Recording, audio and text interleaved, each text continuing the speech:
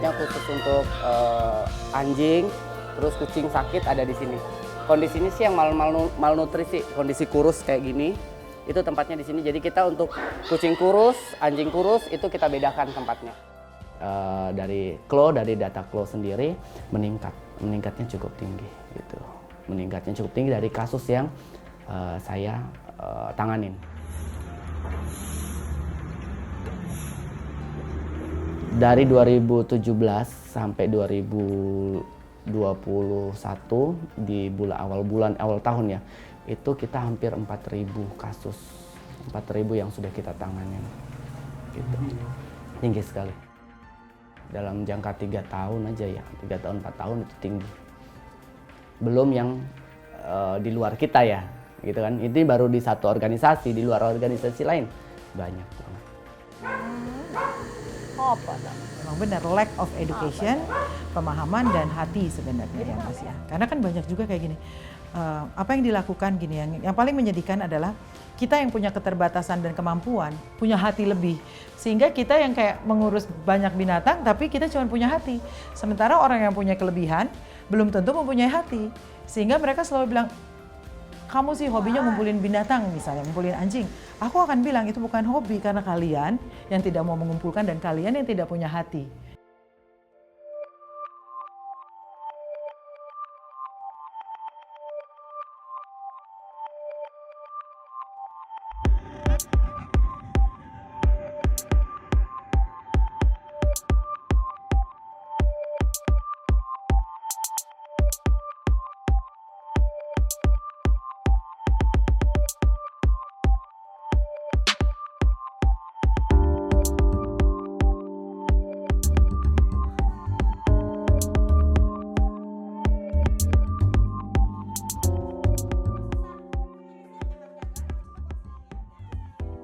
Perlindungan hewan itu sebenarnya kita balik lagi ya, kita kan sebagai aktivis atau penyelamatan hewan, kita untuk melihat, saya berbicara di sini masalah kucing aja ya, jadi tidak melebar ke hewan kan banyak ya. Jadi untuk kucing, karena masih banyak masyarakat yang di luar sana masih menyakiti kucing, dipukul, disiram air panas, dibacok, ditembak, itu banyak sekali kasusnya.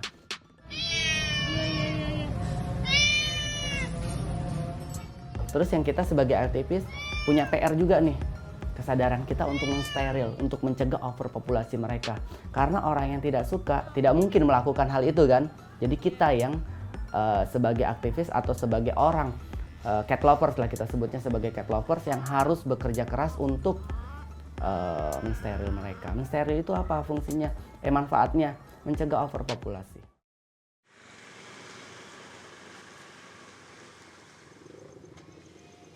Kenapa organisasi-organisasi masih terbatas, steril, masih nggak terjangkau kayak gitu? Karena ya balik lagi tadi, karena biaya terlalu tinggi.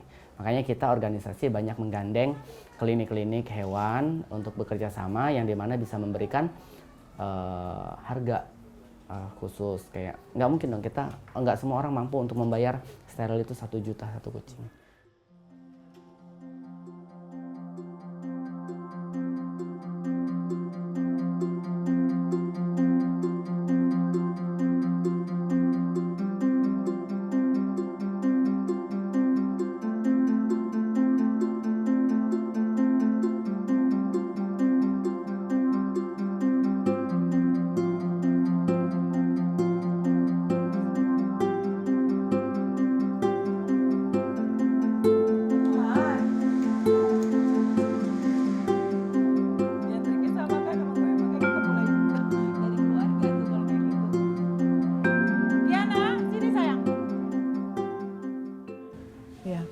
Itu yang menyedihkan ya sebenarnya ya, karena prinsipnya manusia selalu berpikir bahwa mereka manusia dan yang lain itu binatang.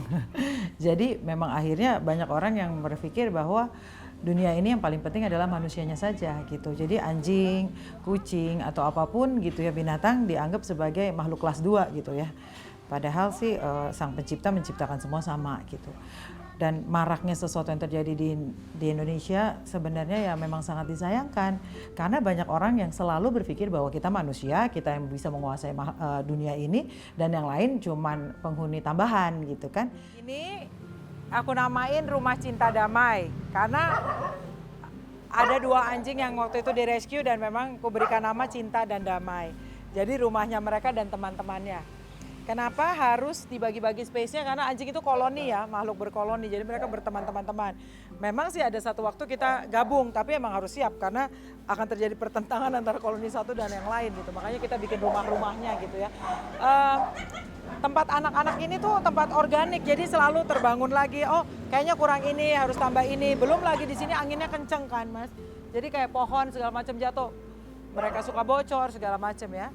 Jadi anak-anak ini dibikin senyaman mungkin, sekering mungkin dan tidak dingin gitu. Sebenarnya semua adalah masalah edukasi dan juga masalah hati ya. Jadi gini, mencintai binatang itu atau menyayangi mereka itu bukan masalah intelektual sebenarnya, masalah bagaimana kita punya hati gitu ya.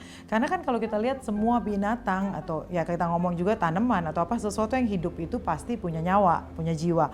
Apalagi binatang ketika kita lihat matanya gitu ya. Nah disitulah kita tersentuh hatinya. Tapi balik lagi, masalah edukasi juga penting. Edukasi untuk mengatakan bahwa ya kalau kamu mau jadi manusia yang berperi kemanusiaan, ya bagaimana sikap kamu kepada binatang, hewan, dan kepada lingkungan sekitarmu gitu.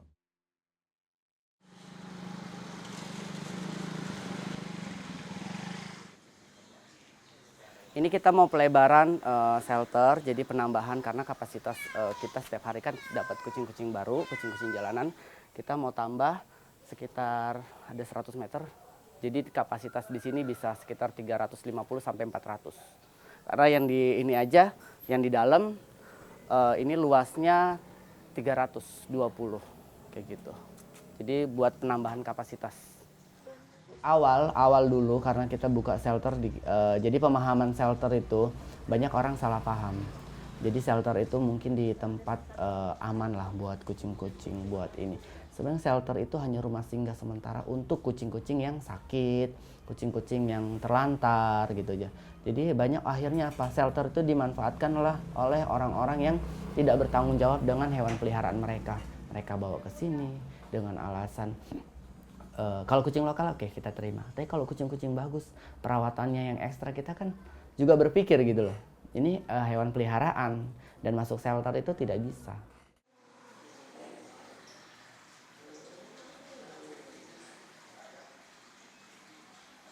Jadi kapasitas shelter itu berbeda-beda sesuai dengan luas.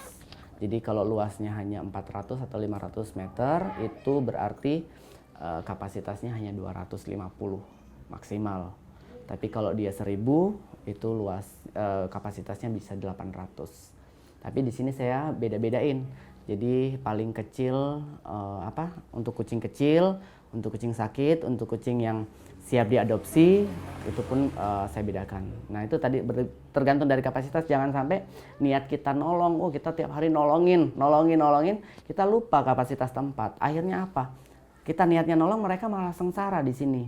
Jadi dia mau survei. Kita mau survei kucing-kucing yang sakit. Dia minta ditemani oleh saya. Makanya saya izinkan. Dibersihin nggak sih? Bisa. Iya, dibersihin. Ini berapa hari nggak dibersihin sampai begini? Ini berapa hari nggak dibersihin? Kamu tega banget sih ngelantarin kayak gini. Lantarin gimana sih, Di? Ini nggak ngejaga kebersihan itu ngelantarin Kalau kotor lantarin begini. itu nggak dikasih makan. Kucing bukan cuma butuh makan. Nih lihat, nih lihat. Ini obat-obat apa semua, ya Allah ya Robbi. Mungkin teman-teman mulai belajar untuk stop, harus mengukur kemampuan. Jangan sampai kita malah menyengsarakan mereka. Itu banyak kejadian. Banyak kejadiannya yaitu kucing nggak terurus, terlantar, akhirnya apa, mati. Jadi ambil mati. Itu terjadi.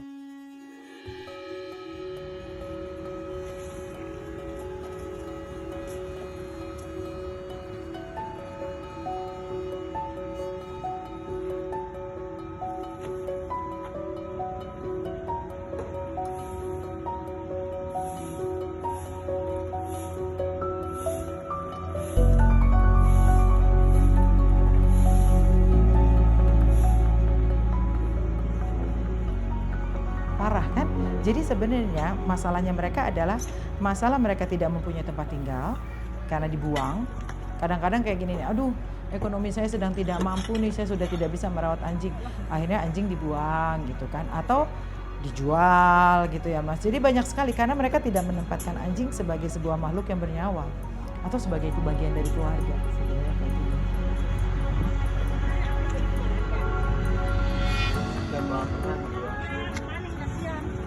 Iya, menempatkan benar. Porsi ya, kita tahu lah porsinya. Kan sering ada campaign tentang kalau kamu nggak suka jangan dijahatin, gitu. Biarkan mereka hidup, ya. Terus stop buy, don't buy, just adopt. Udah banyak sekali anjing-anjing di shelter gitu. Kenapa kita harus membeli, bahkan mengimport gitu kan? Kasihan gitu loh. Kenapa nggak memberi ruang kepada yang ada dibanding mengambil lagi dari luar? Karena kadang-kadang iklim nggak cocok dan segala macam. Akhirnya anjingnya sakit dibuang kayak gitu kan. Dan yang ketiga adalah stop dog and cat meat gitu ya. Jadi itu bukan bahan makanan. Damai. Raider. Raider.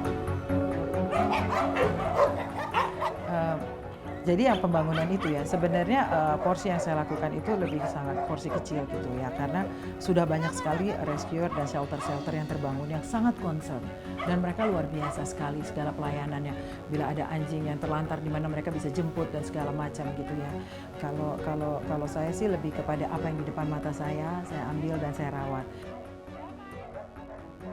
Saat ini kan shelter orang-orang yang bergerak di bidang hewan, kesejahteraan segala macam semakin banyak. Berarti balik lagi Mbak, kondisi sekarang kasus-kasus tersebut masuk fase darurat ya? Iya, banget.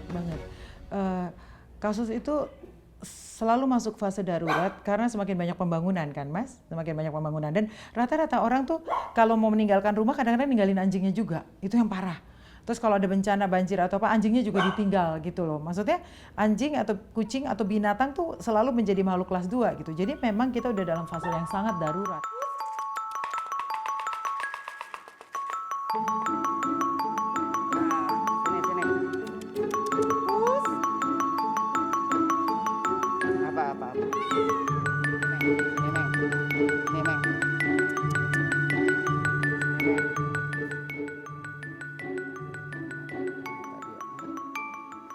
Jadi kalau untuk suka sama kucing, suka sama anjing, saya dari kecil karena di lingkungan keluarga memang kita pelihara, kita rawat gitu. Tapi saya tidak pernah tahu namanya dunia rescue, dunia kucing-kucing terlantar. Saya rawat, tolong, selesai, putus, selesai. Cuman di suatu kejadian saya dibully massal karena satu kucing saya pun tidak tahu arti ternyata jual beli kucing itu ada pro dan kontranya juga. Breeding itu apa? Ngawinin kucing, mengembangbiakan kucing. Ternyata ada pro dan kontranya juga, harus ada alurnya. Karena kalau catry oke lah benar. Tapi kalau penjual-penjual nakal, mereka hanya mencari keuntungan kan, tidak mengedepankan masalah kesehatan. Di situ saya dibully massal. Seluruh Indonesia membuli saya karena saya punya kucing pribadi. Kemudian saya saat itu keuangan tidak memadai untuk mereka dioperasi.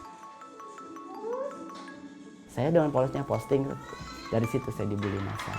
Tapi saya punya janji juga, janji saya sampai sekarang mungkin sampai mati akan saya tepati. Ketika ada yang membutuhkan pertolongan, saya akan bantu dalam hal kasus darurat saja. Jadi kalau nggak semua laporan harus saya terima, jadi case darurat insya Allah selama saya masih sehat, saya mampu, akan saya bantu. Dan itu terbukti sampai sekarang. Dan saya tidak pernah memilih. Di Jakarta, di Medan, di Makassar, di seluruh Indonesia saya pasti bantu. Selama itu masuk saya baca atau saya respon, yaitu pasti saya jodoh saya untuk membantu kucing itu.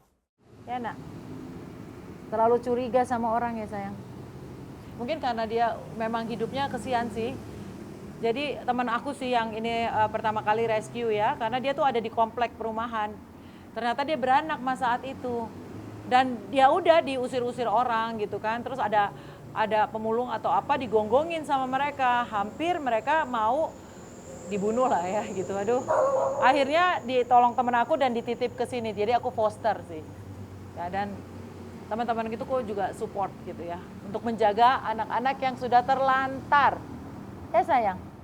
Kita sendiri tahu kayak kata-katanya Mahatma Gandhi bahwa sebuah negara bisa dibilang negara maju atau makmur bila mereka bisa memperlakukan atau menempatkan binatangnya atau hewan di tempat yang baik gitu ya, atau kita mempunyai hati untuk mereka lah, untuk binatang gitu ya. Dan katanya Kunchara Ningrat juga, manusia itu adalah hewan yang berpikir. Sekarang masalahnya banyak manusia yang sudah nggak berpikir gitu ya, mereka lebih parah daripada hewan gitu. Karena mereka merasa paling tinggi gitu ya. Sementara bagaimana kita memperlakukan binatang itu menempatkan diri kita seperti apa kita sebagai manusia. Orang kan suka bilang gini, masalah kemanusiaan itu apa sih? Masalah kemanusiaan itu bukan cuma menjadi manusia, tapi mereka bisa menempatkan diri ketika menjadi manusia terhadap sesama dan terhadap semua ciptaan sebenarnya. Sebenarnya sangat tidak bisa diterima, memang benar kan? Makanya tadi dibilang, kita menjadi manusia ketika kita bisa menempatkan binatang atau hewan atau manusia lain pada porsi dan tempat yang baik gitu ya. Banyak orang kan yang cuman, iya dia udah mengganggu saya, kan selalu ada cara. Kamu bayangin deh, kalau kita punya anak itu sudah mengganggu kita bekerja, masa kita buang kan? Enggak. Ada kucing lahiran, itu dibuang sama orang di lapangan tenis. Nah, dia karena mungkin apa ya, nggak bisa nerima tempatnya terlalu kecil di kardus, jadi dipindahin lah sama orang. Kucing liar. Tapi matanya biru dua-duanya mas. Bisa penadut nanti ya. Bisa. Nah, kita di sini wajib tetap penadut. Iya, Tapi udah benar. tahu kan konsekuensi naruh kucing di sini.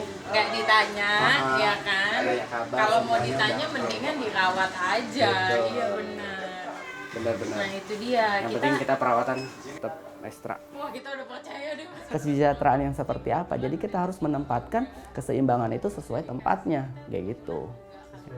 Betul sekali, kayak gitu. Tidak mungkin kita ternak kucing terus kita mau makan gitu. Walaupun di daerah lain masih ada yang makan, tapi konteksnya itu berbeda gitu. Keseimbangan kita sih. Yang mana yang sempat hilang, Mbak? Mana Mbak? Yang sempat hilang, Mbak? Yang hilang itu yang ini sama ini.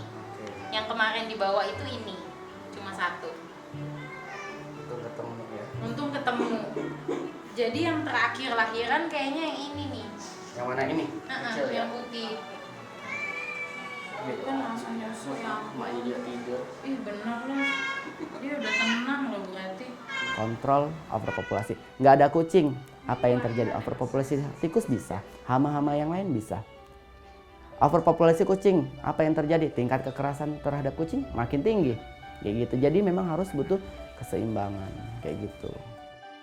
Kalau masalah dia mengganggu lingkungan, rumah, atau apapun, itu kembali lagi tadi ke keseimbangan kita. Jangan sampai di lingkungan itu terjadi overpopulasi.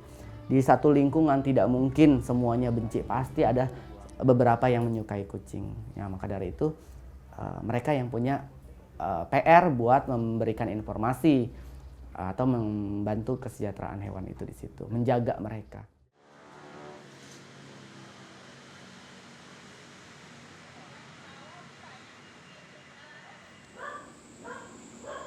Saya nggak tahu kenapa panggilan itu muncul.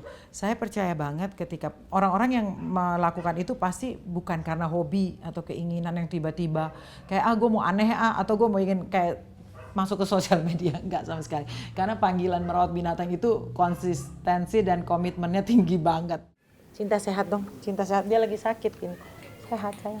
10 tahun yang lalu ketika anak saya lahir, panggilan saya bukan hanya kepada manusia tetapi kepada binatang gitu loh Mas. Dan itu saya resah gitu loh, kayak aduh kenapa, mulai deh satu. Tapi memang saya selalu sambil menolong binatang yang ada di depan mata, saya selalu berdoa Tuhan cukupkan. Jangan ada lagi yang dibuang. Karena kita kan gak mampu juga Mas kalau kita yang ini semua. Makanya kalau ada teman yang bilang, ada di daerah sini. Oke deket rumah lo, iya ambil. Lo, kan kamu yang terpanggil. Jadi jangan serahkan sesuatu kepada orang lain kalau memang itu panggilanmu. Kalau memang itu yang kamu lihat. Karena binatang atau hewan itu ada di depanmu karena kamu yang harus tolong sebenarnya. Jadi sebenarnya pernah ada kendala juga, saya sempat karena tinggal di komplek, kasih ke shelter. Pada saat itu saya berpikir bahwa I am the shelter.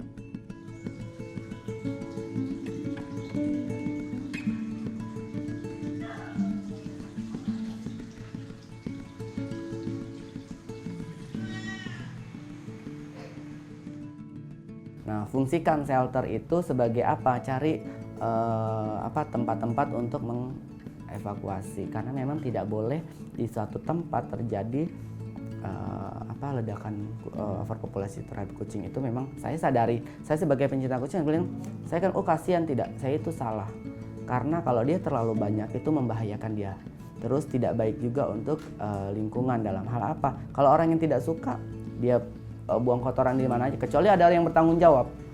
Jadi kita tidak boleh egois, kita sayang sama dia, tapi logika kita jalan. Jangan sampai kita ya udah namanya kucing, nggak ada binatang, ya udah kita yang bertanggung jawab membersihkan, menjaga lingkungan itu tetap sehat gitu.